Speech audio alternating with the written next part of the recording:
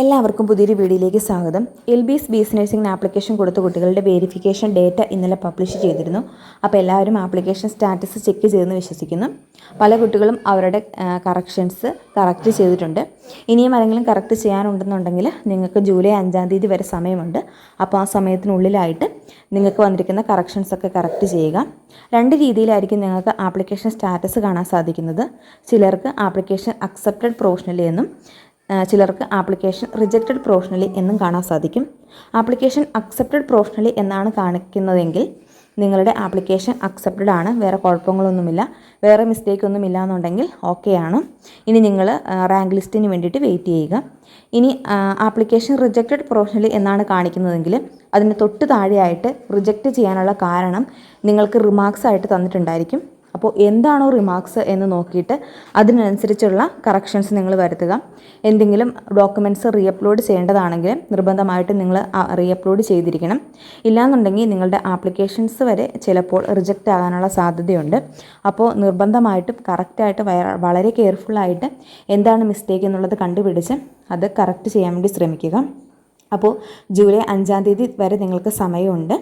അപ്പോൾ ആ സമയത്തിനുള്ളിൽ നിങ്ങൾ കറക്റ്റ് ചെയ്യുക. അതുപോലെ തന്നെ നിങ്ങളുടെ +2ൻ്റെ സ്കോർ നിങ്ങൾക്ക് കാണാൻ സാധിക്കുന്നതാണ്. ആ സ്കോറിൽ മാർക്കിൽ എന്തെങ്കിലും വ്യത്യാസം ഉണ്ടെന്നുണ്ടെങ്കിൽ നിങ്ങൾ LBSമായിട്ട് കോൺടാക്റ്റ് ചെയ്യുക. ആ മാർക്ക് നിങ്ങൾ കറക്റ്റായിട്ടുള്ള മാർക്ക് തന്നെ കൊടുക്കേണ്ടതാണ്. കാരണം എന്താണെന്ന് വെച്ചാൽ നിങ്ങളുടെ മാർക്കിൻ്റെ അടിസ്ഥാനത്തിലായിരിക്കും ഈ റാങ്ക് ലിസ്റ്റൊക്കെ പ്രിപ്പയർ ചെയ്യുന്നത്. അതുകൊണ്ട് തന്നെ നിങ്ങൾക്ക് കിട്ടിയിരിക്കുന്ന മാർക്ക് ഓരോ സബ്ജക്റ്റിൻ്റെയും കറക്റ്റ് ആയിട്ടാണോ അപ്ഡേറ്റ് ആയിരിക്കുന്നതെന്ന് നിർബന്ധമായിട്ട് നിങ്ങൾ നോക്കണം.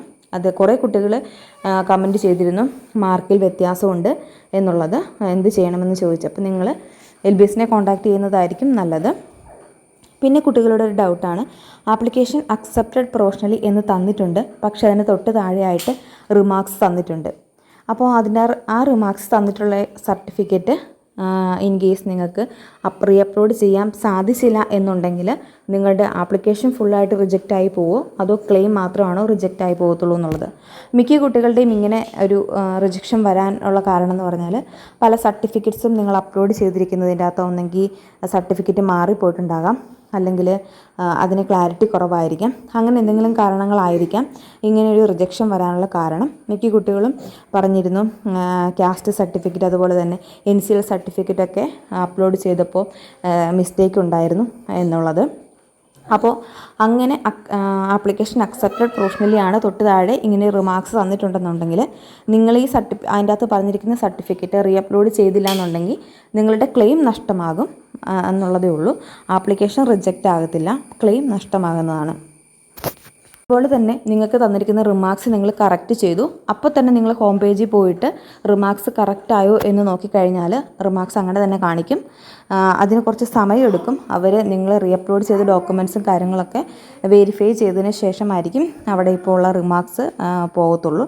അപ്പോൾ അതിന് കുറച്ച് സമയമെടുക്കും. അതോർത്ത് നിങ്ങൾ ടെൻഷൻ അടിക്കേണ്ട ആവശ്യമില്ല. ഇനി LBS വെരിഫൈ ചെയ്ത് കഴിഞ്ഞപ്പോൾ നിങ്ങൾക്ക് കറക്ഷൻസ് ഒന്നുമില്ല, പക്ഷേ നിങ്ങൾക്ക് അറിയാവുന്ന കറക്ഷൻസ് നിങ്ങൾ എന്തെങ്കിലും മിസ്റ്റേക്ക് ചെയ്തിട്ടുണ്ട്, അത് നിങ്ങൾക്ക് കറക്റ്റ് ചെയ്യണമെന്നുണ്ടെങ്കിൽ അത് കറക്റ്റ് ചെയ്യാൻ സാധിക്കുന്നതാണ്. പലരും അഡ്രസ്സിൻ്റെ സ്ഥലത്തും അതുപോലെ തന്നെ മൊബൈൽ നമ്പർ, ഇമെയിൽ ID അങ്ങനെ കുറേ കാര്യങ്ങൾ സ്വയം കണ്ടുപിടിച്ച മിസ്റ്റേക്കുകളുണ്ട്. അപ്പോൾ അതെന്താണ് ചെയ്യേണ്ടതെന്ന് ചോദിച്ചിരുന്നു. അതിനായിട്ട് റിമാർക്സ് ഇഫ് എനി എന്ന് പറയുന്ന ഒരു ഐക്കൺ ഉണ്ട് അവിടെ. അപ്പോൾ അവിടെ നിങ്ങൾ ടൈപ്പ് ചെയ്തിട്ട് നിങ്ങൾക്ക് വന്നിരിക്കുന്ന ആ മിസ്റ്റേക്കുകൾ ക്ലിയർ ചെയ്യാവുന്നതാണ്. അപ്പോൾ ഇനി എന്തെങ്കിലും ഡൗട്ട്സ് ഉണ്ടെങ്കിൽ നിങ്ങൾ കമൻസ് ആയിട്ട് ചോദിക്കുക. Thank you.